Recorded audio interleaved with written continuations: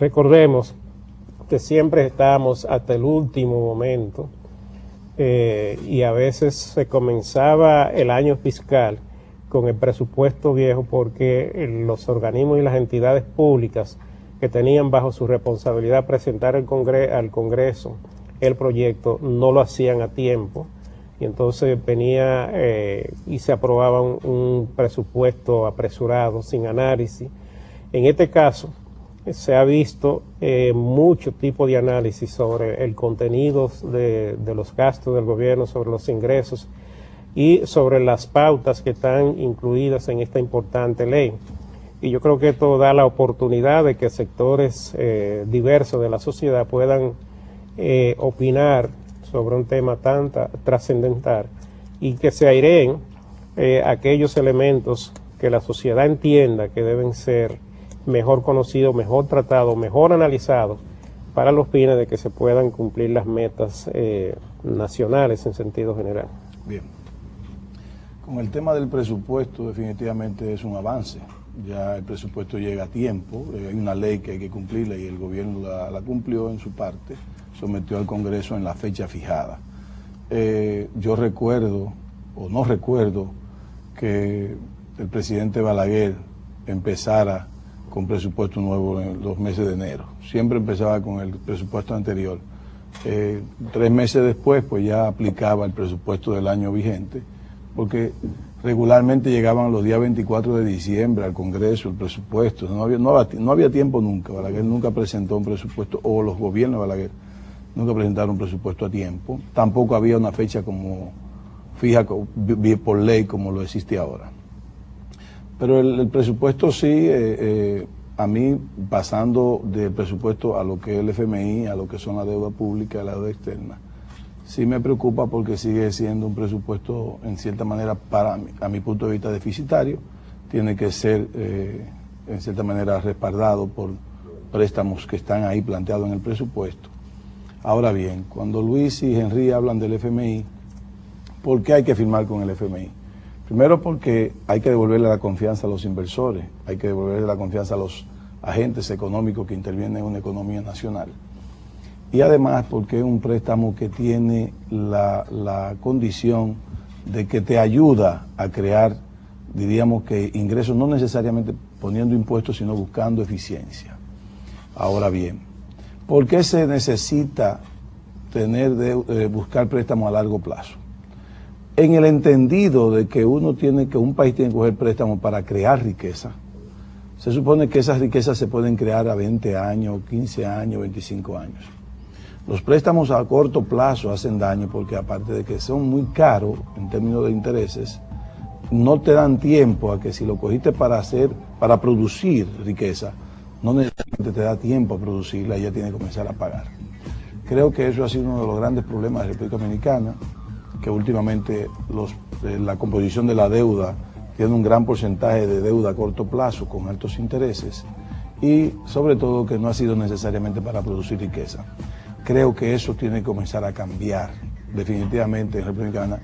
Y otra cosa que tiene que ser complementario es que la explotación de los recursos naturales no renovables tienen que dejar un fondo para que esa riqueza que se nos va, porque lamentablemente hay que explotarla, sea sustituida con el tiempo con otra producción de riqueza. Creo que son de las cosas débiles que tenemos nosotros en la economía dominicana, que tenemos que comenzar a crear un compromiso que podría estar ahí en lo que habló Henry hace varios programas del proyecto de desarrollo que elaboró el Ministerio de Economía, Planificación y Desarrollo. Habría que ver cuáles son las cosas que le faltan a ese proyecto, pero más que nada le falta compromiso de toda la sociedad dominicana. Vamos a un segmento, a una pausa y volvemos en el próximo.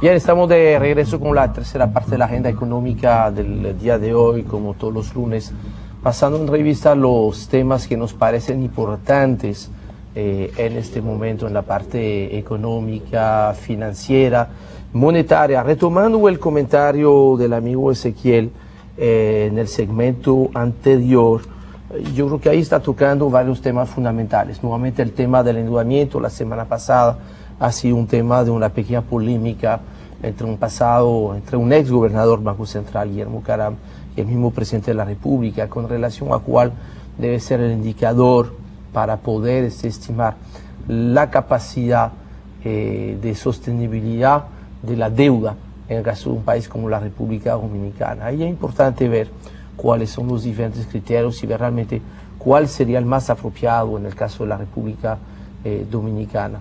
Es cierto que de forma general, muy estandarizada, se entiende que cuando un país tiene una razón, deuda versus Producto Interno Bruto, superior al 40%, este país está definitivamente en problema. Esto, la República Dominicana está por ahí, un poquito por debajo, un poquito por encima, dependiendo cómo se va contabilizando el tema del Banco Central. En este sentido, yo creo que mucha gente está haciendo una confusión, haciendo inclusive una doble contabilización de la deuda, porque lo correcto es contabilizar como deuda del Estado el monto de los bonos que ha emitido el Banco Central, los bonos de recapitalización. Por lo tanto, considerar el stock de certificados que el público en general ha depositado en el Banco Central, los un poquito más de 200.000 millones de pesos, no es correcto considerarlo como deuda. Mucho más incorrecto es al monto actual de la deuda, que sí contempla en la deuda interna cerca de 80.000 millones de pesos, que fue lo que se ha documentado como deuda, que es lo que está generando el famoso pago de los intereses, 0.1% del PIB para el presupuesto del 2011, pues considerar de un lado esto y además de esto contabilizar los certificados, el stock de certificados, sería contar dos veces precisamente este monto. Entonces, sobre esta base, la República Dominicana puede estar alrededor del 40%. Ahora, el estar cerca del 40% o debajo del 40% del PIB no quiere decir que un país tenga una deuda necesariamente sostenible. Por eso que generalmente, en el caso de países que como la República Dominicana tiene obligaciones, compromisos de deuda en moneda dura principalmente, que es el componente de la deuda externa, deuda en dólares casi por completo, algunas deudas en derecho de giro, que es esta moneda, esta canasta de moneda que ha creado el Fondo Monetario Internacional, pero que guarda cierta relación con el dólar, un poquito en euro, menos del 10% de la deuda está en euro, va a subir esa deuda en euro el año que viene, porque dentro del presupuesto 2011 está consignado dentro de las fuentes de financiamiento, un financiamiento en euro para la línea 2 del metro. Pues el hecho de que la deuda esté en moneda dura, pero que los ingresos de un país estén en una moneda no tan dura como el dólar, hace que realmente para medir la capacidad de endeudamiento, más importante ver la capacidad de pago de la deuda, porque a fin de cuentas uno siempre va a conseguir a alguien dispuesto a prestarle si esta otra persona piensa que uno tenga la capacidad de pago. Entonces, ¿cómo se mide la capacidad de pago en el caso de un país como la República Dominicana?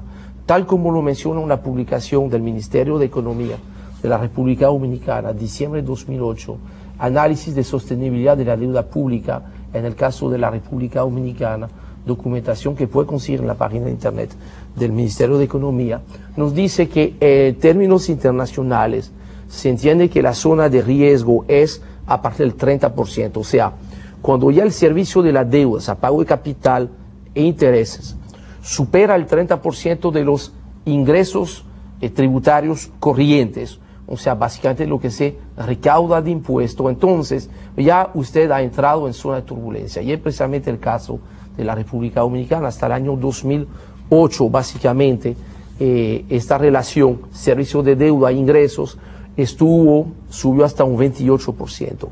Producto de la crisis financiera, producto de la crisis mundial, producto de la política, vamos a decir, un poquito laxista, si se puede decir,